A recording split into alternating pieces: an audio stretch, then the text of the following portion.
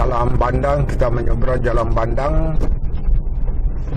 Di sini adalah pusat penjualan ala-ala mobil di Sulawesi, di Makassar. Ini ada pusatnya. Jalan sebelah kiri dan kanan ini adalah toko-toko yang menjual alat-alat mobil. Ini sangat ramai di sini. Memang adalah pusatnya khusus untuk alat-alat mobil.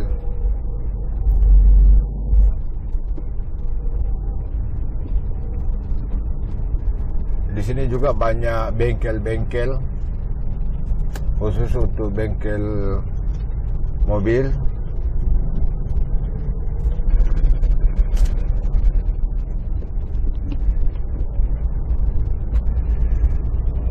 Ini ada toko yang paling besar ini, termasuk terkenal adalah Mahaputra.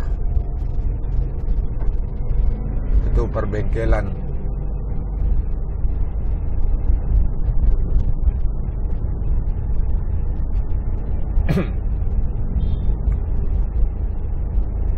Jalan ini juga tidak terlalu panjang.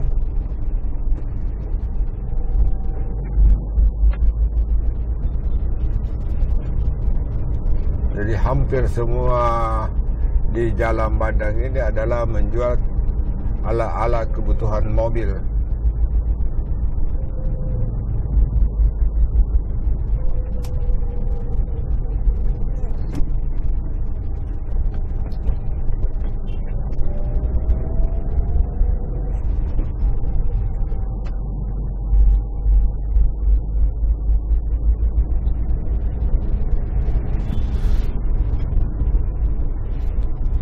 Sudah hampir batas daripada Jalan Bandang.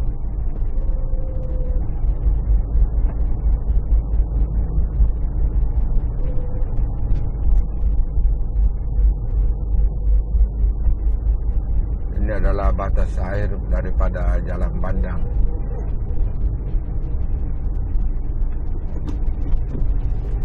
Kita belok kiri karena kita akan rencana ke tol.